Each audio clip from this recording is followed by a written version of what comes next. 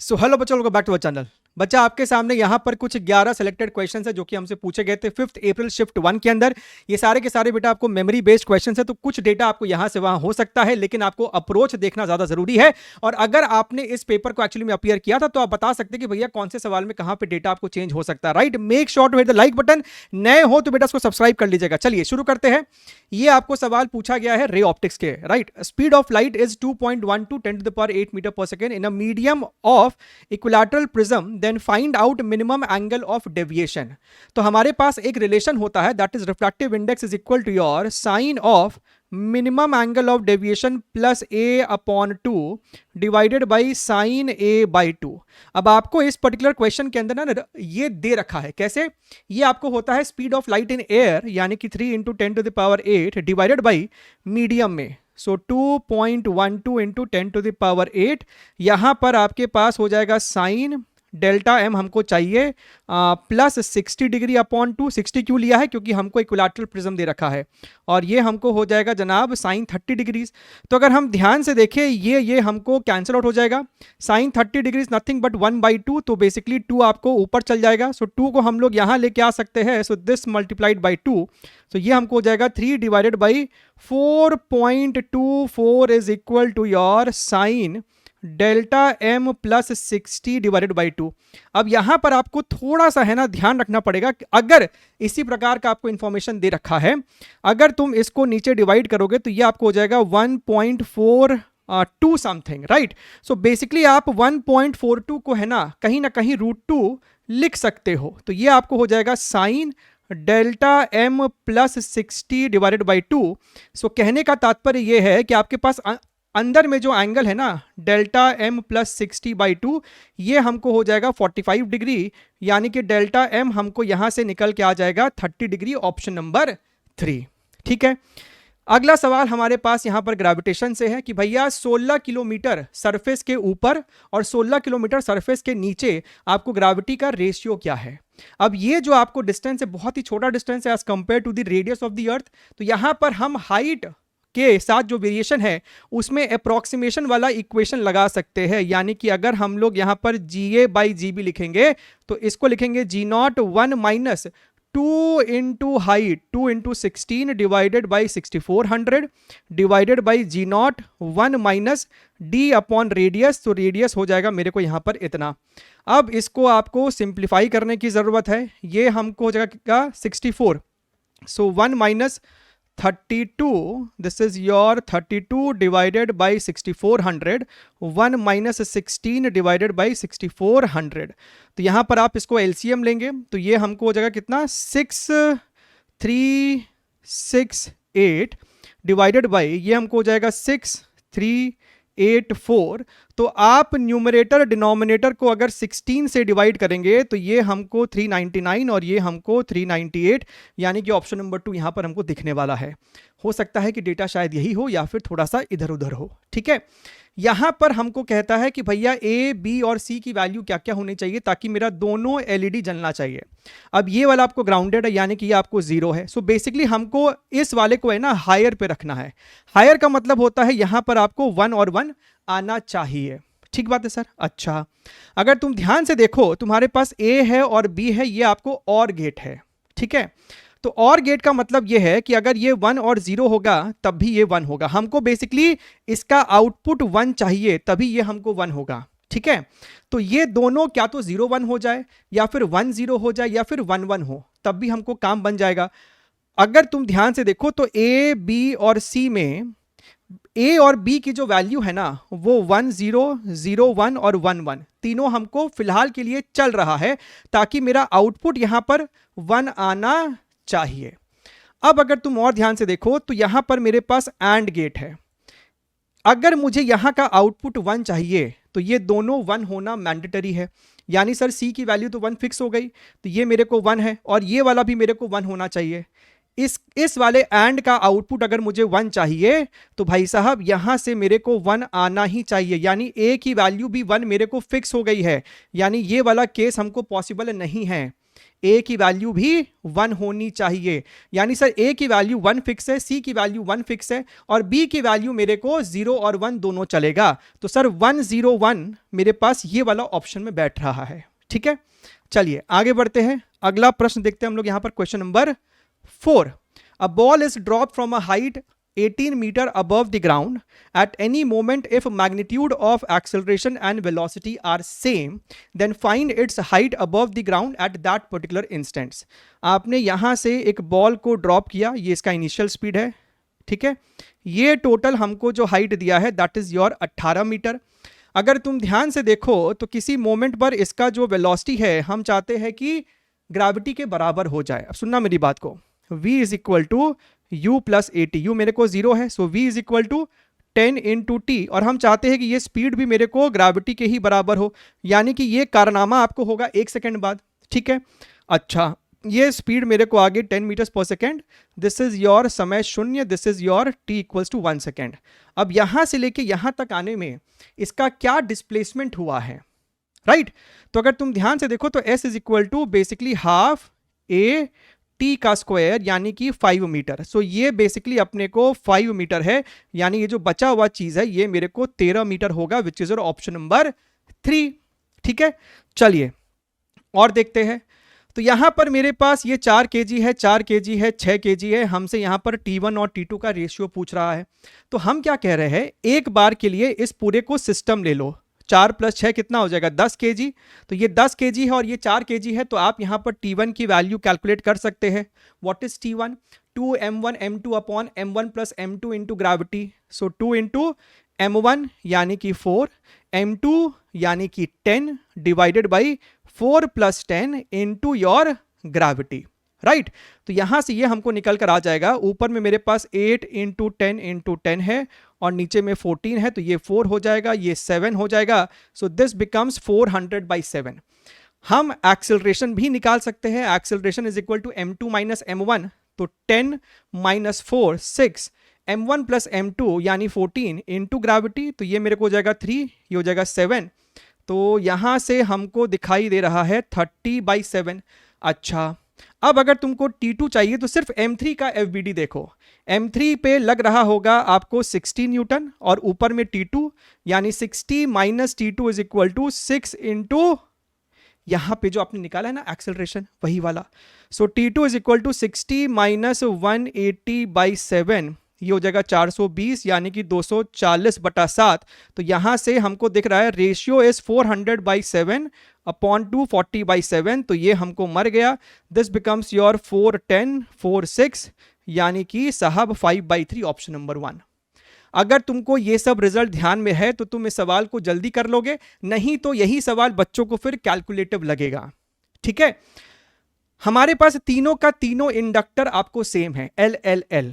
अगर यहां पर I करंट है तो बाई सिमेट्री हमको दिख रहा है कि I/2 इसमें होगा, I/2 हमको साहब इसमें है। तो पूरे सिस्टम का जो टोटल एनर्जी होगा that is equal to your half L, इसमें मेरे को I स्क्वायर है प्लस ये दोनों का एनर्जी सेम ही है, so twice of half L I/2 का स्क्वायर, यानी कि I²/4। 2 ने 2 को मार दिया, तो यहां से हमको आ रहा है 3/4 Li²। और सिर्फ इसकी बात करोगे U2 की, तो सर ये हमको हो जाएगा हाफ L I²/4। हमसे इन दोनों का रेशियो पूछ रहा है, तो अगर हम इन दोनों को आपस में डिवाइड कर दे तो यहां से हमको दिख रहा है कि सर Li² मर गया, 4 से 4 मर गया, 2 ऊपर जाएगा, सो 2 इंटू 3 ये मेरे को जनाब 6 हो जाएगा। क्लियर एकदम। चलिए और क्या है मेरे पास, question number 7। In an AC circuit with R and C having angular frequency omega has peak current I, and if angular frequency is omega/4, then peak current becomes I/3. Find the ratio of resistance and reactance at omega. ठीक बात है sir, आपसे basically R/XC की value पूछ रहा है इस particular question में। अगर तुम ध्यान से देखो तो I बेसिकली तुमको हो जाएगा जो भी मेरे पास सप्लाई वोल्टेज होगा अपॉन योर इंपिडेंस, तो ये हमको हो जाएगा R² प्लस XC1 का स्क्वायर, पहले जो हमको XC की वैल्यू रही होगी। ठीक बात है। फिर हमसे कहता है कि current becomes I/3, current becomes I/3, जब आपने XC की वैल्यू बदल दी है, अब ये हो गया XC2²। तो अगर हम ध्यान से देखें तो बेसिकली I/3 यानी इसका 1/3, सो V डिवाइडेड बाई नीचे में मेरे पास ये 3 आ जाएगा R² प्लस XC1 का स्क्वायर। तो हमको यहां से दिखाई दे रहा है, आप दोनों तरफ क्रॉस मल्टीप्लाई करके स्क्वायर करोगे तो 9R², 9XC1², ये हो जाएगा R² प्लस XC2²। अगर तुम ध्यान से देखो तो XC होगा 1/ωc, यानी कि XC2 कितना हो जाएगा 1 डिवाइडेड बाई ओमेगा हो गया, ω/4, यानी 4 ऊपर चल गया C, यानी कि ये जो टर्म है वो पुराने वाले का 4 गुना है। तो यहां पर जो आपको ये XC2² था ना, इसकी जगह हम ये लिख सकते थे, यानी कि 16XC1 का square. So this becomes 8R², और ये हो जाएगा 7XC1 का स्क्वायर। तो हमसे R/XC1 पूछ रहा है ना, तो √7/8, √7/8, यानी कि ऑप्शन नंबर 3 मेरे को सही जवाब है। ठीक है, ध्यान रखना कि भैया रेशियो हम कौन सा ले रहे हैं। चलिए आगे बढ़ते हैं, अगला प्रश्न हम देखते हैं, क्वेश्चन नंबर 8। यहां पर माइक्रोस्कोप का मैग्निफिकेशन है compound microscope. In a compound microscope objective and eyepiece are both by convex lens. If objective is cut into 2 half, सबसे पहले तो आप समझिए, आपके पास मान लीजिए ये लेंस है और ये मेरा ऑब्जेक्टिव लेंस, इसका फोकल लेंथ FO है। आपने अगर इसको बीचों बीच काट दिया और हमको इसको लेके चलना पड़ेगा इक्वी कॉन्वेक्स भी, R और ये भी मेरा R है, तो पहले इसका फोकल लेंथ F0 है। अगर तुमने इसको बीचों बीच से काट दिया तो तुम्हारे पास बन जाएगा प्लेनो कॉन्वेक्स लेंस। तो इस वाले का फोकल लेंथ क्या होता है 1 नया वाला FO', रिफ्रैक्टिव इंडेक्स μ-1, तो सिर्फ आएगा आपके पास 1/R, और पहले आपको कितना था 1/F0 μ-1, 1/R1 माइनस 1/-R, यानी कि इतना। तो क्या हमको इन दोनों रिलेशन से दिख रहा है कि FO' जो होगा वो अब डबल हो चुका है पहले के मुकाबले, अब ये आपको डबल हो चुका है। यही हमसे कह रहा है कि भैया आपने पुराने वाले कंपाउंड माइक्रोस्कोप का ऑब्जेक्टिव जो लेंस है उसको बीच से काट दिया और सिर्फ एक ही आपने पार्ट को रखा है। तो अब मेरा ट्यूब लेंथ कितना हो जाना चाहिए as compare to the initial one, ताकि मेरा मैग्निफिकेशन सेम रहे। Magnification is equal to your LD upon FO into FE। Similar equation पे आपको जनवरी में भी सवाल पूछा गया था, right. So LD upon FO upon FE। अगर तुम यहां पर ध्यान से देखो तो हम चाहते हैं कि मैग्निफिकेशन सेम रहे, हमारे पास लेंथ को वेरी करने का ऑप्शन है, हमको FO को वेरी करने का ऑप्शन है, यानी FO और rather length is proportional to FO। अब मेरा फोकल लेंथ ऑफ ऑब्जेक्टिव अगर डबल हुआ है तो मेरे को लेंथ भी डबल करना पड़ेगा, यानी कि मुझे ट्वाइस करना पड़ेगा उसे। क्लियर एकदम। चलिए आगे देखते हैं अगला प्रश्न, क्वेश्चन नंबर 9। आपके पास यहां पर 30 किलो है, ये 10 किलो है। ये दोनों वायर का हमको जो ब्रेकिंग स्ट्रेस है वो कुछ इस प्रकार का दिया हुआ है। इस वाले पैन का मुझे मास बताना है, find maximum mass of the pan that can be connected without breaking any wire. ठीक है, तो सबसे पहले ये कैलकुलेट आपको करना पड़ेगा कि इस वाले वायर, ये वाला वायर इंडिविजुअली कितना मैक्सिमम टेंशन झेल सकता है ताकि ये नहीं टूटे। तो अगर हम स्ट्रेस की बात करें, stress is tension upon area, so tension is equal to area into sigma. तो अगर हम इस वाले वायर की बात करें T1, so this is equal to your, ऊपर वाले वायर का क्रॉस सेक्शन एरिया क्या है 0.08, यानी कि 8 इंटू 10⁻⁻7 हो जाएगा टोटल, इंटू सिग्मा 8 इंटू 10⁸8। तो यहां से ये हमको बचेगा 10, यानी कि 640 न्यूटन। और नीचे वाला जो वायर है वो कितना टेंशन झेल सकता है, ध्यान से बात को समझिएगा। ये आपको हो जाएगा क्रॉस सेक्शन एरिया, यानी 0.04, विच मीन्स 4 इंटू 10⁻⁻7, 8 इंटू 10⁸8, तो ये हमको निकल कर आ रहा है 320 न्यूटन। अब समझो, पहले ऊपर वाले को लेके सॉल्व करो कि ये मास मैक्सिमम कितना हो सकता है। अगर मेरे को इस वाले वायर में मैक्सिमम टेंशन 640 चाहिए, 640 न्यूटन टेंशन चाहिए, which is equivalent to 64 kg of mass total नीचे होना चाहिए। तो 30 + 10 40, यानी कि इसका मास तुम 24 kg रख सकते थे। और अगर हम लोग इस वाले वायर के हिसाब से देखें तो इसका ब्रेकिंग टेंशन है 320 न्यूटन। सो 320 न्यूटन का मतलब है this is equivalent to 32 kg, यानी इस वाले वायर के नीचे टोटल 32 kg हम बर्दाश्त कर सकते हैं। तो 10 पहले से है, यानी कि इसको आप रख सकते थे 22 kg। अब समझिएगा 22 kg से थोड़ा सा भी ज्यादा रख दोगे तो ये टूट जाएगा, राइट और 24 किलो रख दोगे तो ये तो टूटेगा ही और ये भी टूटने वाला है जस्ट। तो हमें मैक्सिमम, ताकि दोनों में से कोई भी ना टूटे, वो तो फिर मेरे को 22 kg के साथ ही जाना पड़ेगा। ठीक है, तो कुछ इस प्रकार से हम इस सवाल को अप्रोच कर सकते थे। अच्छा, look here very very carefully.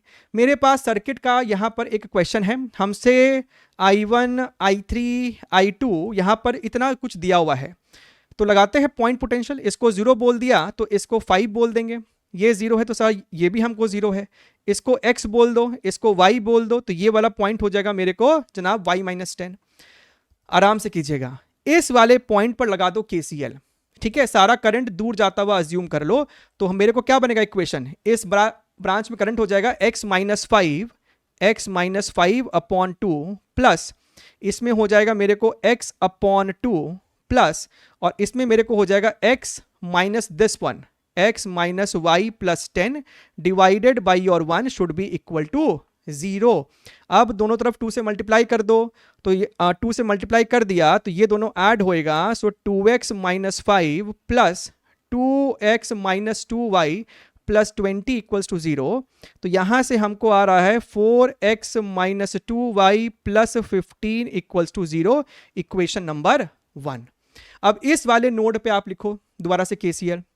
तो इसमें current y minus 5/4 y minus 5/4 plus इसमें करंट हमको हो जाएगा y डिवाइडेड बाई 4 प्लस इसमें हमको हो जाएगा current y minus 10 minus x y minus 10 minus X upon your 1 should be equal to 0। दोनों तरफ 4 से मल्टीप्लाई कर दो तो 2y minus 5 plus 4y minus 40 minus 4x is equal to 0। तो यहां से हमको हो जाएगा ये कितना, this will become my dear friend 6y minus 4x plus plus तो नहीं आ रहा है minus 45 is equal to 0, equation number 2। अब अगर हम ध्यान से देखिए, इसको हटा दीजिए। अब आप इन दोनों इक्वेशन को आपस में ऐड कर दीजिए ताकि मुझे x और y की वैल्यू डिटरमाइन हो जाए। तो भैया ये दोनों मरेगा, so 4y minus 30 is equal to 0, यानी y की वैल्यू है जनाब 7.5। और इस इक्वेशन को अगर ध्यान से देखें तो 4x माइनस y की वैल्यू पुट करोगे तो माइनस 15 प्लस 15 इक्वल्स टू 0, यानी सर x की वैल्यू मेरे को 0 निकल के आ रही है। अब इन सभी को यहां पर पुट करके देखो, सर x की वैल्यू 0 है, ये मेरे को माइनस 2.5 हो जाएगा, दिस इज योर माइनस 2.5, ये वाली वैल्यू मेरे को 7.5 है। अब सभी ब्रांच में करंट देखो निकाल कर, ये भी 0 है, ये भी 0 है, सर इसमें मेरे को कोई करंट नहीं होगा। ये वाला 0 है, ये वाला 5 है, यानी इसमें मेरे को करंट हो जाएगा 5/2 एम्पियर। अगर हम I3 की बात करेंगे तो ये माइनस 2.5 है और ये 0 है, तो करंट का डायरेक्शन तो यही होगा, and that would be equal to 2.5 divided by 1, यानी कि ये भी हो जाएगा मेरे को 5/2 एम्पियर। ठीक है, 7.5 0, तो इसमें जो मेरे को करंट होगा 7.5 को लिखोगे 15/2 डिवाइडेड बाई 4, यानी कि 15/8 एम्पियर। और अच्छा, इसमें देखो कोई करंट है नहीं, तो ये जो भी करंट है ना वो आपको इधर ही फ्लो कर रहा है, यानी I1 की वैल्यू भी आपको 15/8 एम्पियर है। तो I1 इतना नहीं है। I3 की वैल्यू कहाँ गई मेरी I3 जो है सर वो 5/2 है, तो ये भी नहीं है। I2 की वैल्यू 15/8 है, तो ऑप्शन नंबर 2 सही है और 4 मेरे को यहाँ पर गलत हो जाएगा। तो बढ़िया सवाल है, एग्जाम में अगर टाइम प्रेशर है तो करने का मतलब है कि आपने अच्छा किया है कुछ। ये देखिएगा, ये भी आपको एक बढ़िया क्वालिटी का सवाल है। इस प्रकार का सवाल आपको पहले भी टॉप PYQs में है। ये 2 kg का ब्लॉक है, ये 10 kg का ब्लॉक है, ये 37 डिग्री है, आपने इस पे लगाया है एक्सटर्नल फोर्स 24 न्यूटन का। तो ये वेज आपको आगे जा रहा है, ये जो ब्लॉक है विथ रेस्पेक्ट टू वेज नीचे या ऊपर आपको स्लाइड भी कर रहा होगा। हमसे पूछ रहा है कि भैया ये वाला जो ब्लॉक है ना, ये 8.8 मीटर इस वेज के ऊपर कितने देर में ट्रैवल करने वाला है। ठीक बात है सर, तो हमें इस 2 kg का एक्सेलरेशन निकालना पड़ेगा with respect to the wedge. Clear, एकदम एजेंडा क्लियर है कि हमको भैया चाहिए क्या इसके अंदर। अब अगर तुम ध्यान से देखो तो सबसे पहले हम लोग यहां पर एफबीडी बनाएंगे सिर्फ और सिर्फ वेज का। ध्यान से देखिएगा, कैलकुलेशन भी है इसके अंदर। आपके पास यहां पर ये है 37 डिग्री, आपने इस पे लगाया है एक फोर्स 24 न्यूटन का, और ये वाला ब्लॉक इस पे नॉर्मल लगाएगा इस प्रकार से, ये नॉर्मल लगाएगा। नॉर्मल का सर हमको एक हॉरिजॉन्टल कंपोनेंट भी होगा, वर्टिकल से कोई लेना देना है नहीं, क्योंकि यहां पर हमको फ्रिक्शन तो है नहीं जो हमें नॉर्मल चाहिए ग्राउंड का। ये 37 डिग्री है तो साहब ये 53 है, तो ये भी हमको हो जाएगा 37 डिग्री, दिस इज 37, तो ये हमको हो जाएगा n cos 37 4n/5, और ये हो जाएगा माय डियर फ्रेंड 3n/5। और मान लेते हैं कि ये जो आपको वेज है वो राइट साइड एक्सेलरेट कर रहा है ए से, ठीक बात है। तो आप इक्वेशन यहां पर लिखोगे 24 - 3n/5 is equal to mass into acceleration, ठीक है। अब आ जाओ इस 2 kg के ऊपर। 2 kg का एफबीडी बनाओगे तुम with respect to the wedge. जब तुम वेज के ऊपर खुद जाके बैठ गए तो ये ब्लॉक तुम्हारे लिए अब सिर्फ अप द इंक्लाइन या डाउन द इंक्लाइन स्लाइड करने वाला है। इसके ऊपर जो फोर्सेस लग रहे हैं, एक तो नॉर्मल लगेगा, रियल फोर्सेस दिखाओ, mg sin theta, mg cos theta, और एक लगेगा सूडो फोर्स। फ्रेम का एक्सेलरेशन ए राइट साइड है तो तुम्हें लेफ्ट साइड लगाना पड़ेगा 2 into a, राइट। अब ये हो जाएगा मेरे को mg sin थीटा, तो ये 2 kg है ना, सो 2 into gravity into sin 37 which is your 3/5, तो ये हमको हो जाएगा 2, यानी कि ये हमको कितना हो जाएगा 4 3 12, सो दिस इज योर 12 न्यूटन, और ये हमको निकल कर आ जाएगा बेटा 16 न्यूटन।